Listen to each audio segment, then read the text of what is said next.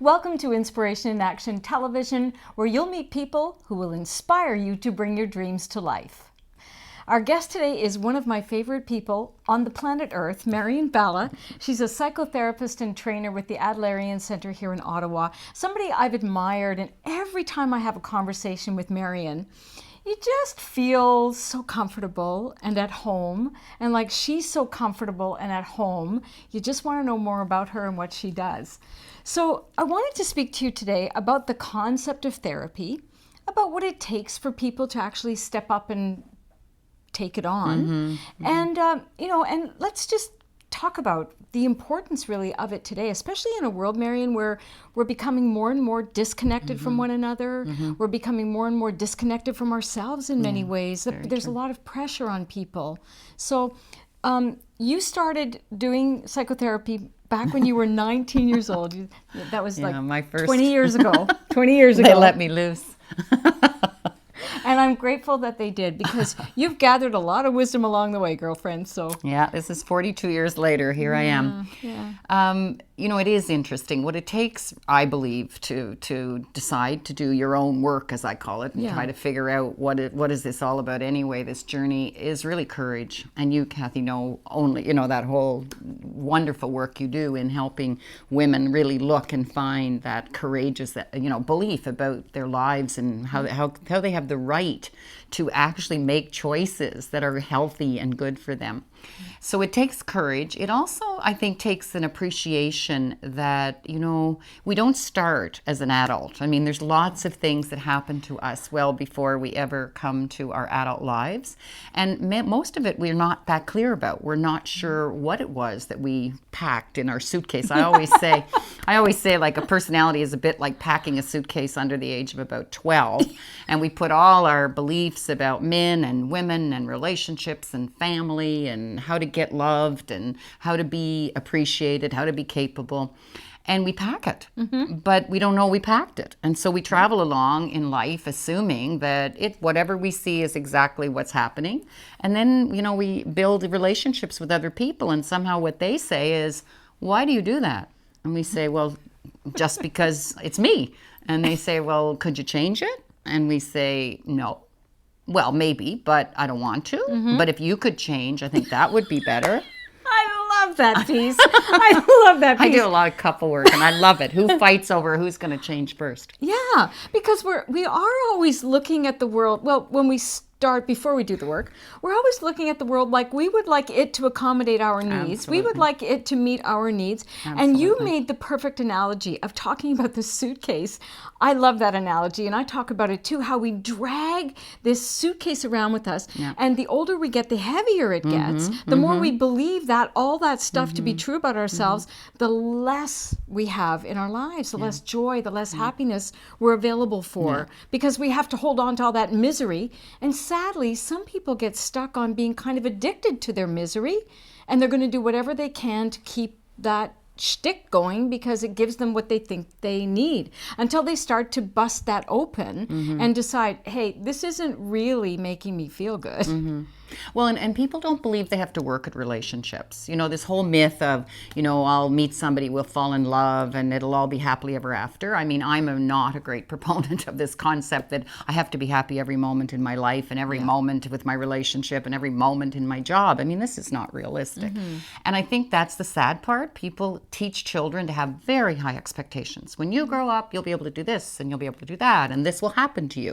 And then we grow up and half of our expectations don't come true, and then we try to figure out who did it, like not what happened, but who did this. Like, I thought that this is how it was supposed to go. So I think it's, and people don't understand that working for self-knowledge or understanding of who I am on the planet is really significant when you're now raising other generations, because you're modeling for these children whether it's okay to ask someone for help, whether it's okay to have a question mark and not have a clue on many days. What am I doing anyway, right? Yeah. So I really believe that in this day and age, with so much depression and anxiety as our major issues, as you know, in most workplaces and in most families, there's a real desire and wish to find it, but everybody wants it in an instant. Yeah. You know, instant gratification is it. I don't like unhappiness, people tell me. I don't like stress. I don't like discomfort. I don't like, and I say, but unfortunately, life has joy and sorrow. Yep. I mean, we balance them out. And I think the sadness I have is that people are very scared of disclosing when Of being all of us are vulnerable, struggling right? with Yeah. the same stuff. Yeah, I yeah, mean, yeah. all of us have insecurities and all of us struggle with patterns that we know don't work, but we hold on anyway, as you say, because they're familiar. And people think very often, and at least the people that I meet generally day to day, people define happiness and success with markers that are outside themselves, as opposed to things Very that are much going so. on with you. And when you take the accumulation of all the beautiful lessons that difficulty can give you, which gives you character and patience and tolerance, you know, that makes you a beautiful person when you can be accepting of life as it is, instead of, as you say, wanting everything instantly. You want to have you deserve to have everything, and everybody should just take care of all your stuff for you, and why can't I have that job? And we should always feel satisfied. I think that's the saddest part of all, you know, and people come, I think, into therapy often genuinely wanting to understand, which is very important. And then as they understand that then they may have to make some different choices, which I think is really scary in this day and age. We want things to stay the same, so at least we have control of that, because everything else seems so fast and so quick that people are having trouble, right? Balancing. And in fact, I don't believe there's any such thing at this time in history as balance. But anyway, everybody's looking for that too. Yeah. So everybody's out there looking for balance and happiness. And I unfortunately, as a therapist, have to say you will have some of this. There's no question. But no, we don't have a state of happiness. We don't have a state of equilibrium. We don't find a state of balance. Because if we set ourselves up to believe it exists, then we think we're inadequate if we haven't found it. Yeah. And we always assume, Kathie, that everyone's life that we see outside of their homes 10-4 is perfect. Yeah. Right? I tell people in the course in happiness that happiness for me is when that infinaloop yibbity yibbity yuckity yuck yuck yuck from my past is not in charge of my future. Exactly. That to me is what happiness is. So I think it's time that, you know, we start to take some of these concepts that we bought and believed, that expected fully to happen, and shift them a little bit and recognize that, you know, there's beauty in struggle. Well, and also, we don't have to do it all now. Yeah. I mean, learning about ourselves and our relationships is a process. Yeah, it's not an outcome. And we're so outcome driven in this society. It's like, well, what will I get out of this? Yeah. And I say, I don't know. Yeah. I think I can guarantee, though, that you'll understand the patterns you walk with, and that are not that you caused, not that you chose. You tape recorded. You know, we tape record in life from the moment we come into the world. We just tape. And so all this stuff is on tape recording, which we have no idea what's even there. Yeah. And so it's kind of a walk of discovery, is how I'd say, when you talk about therapy.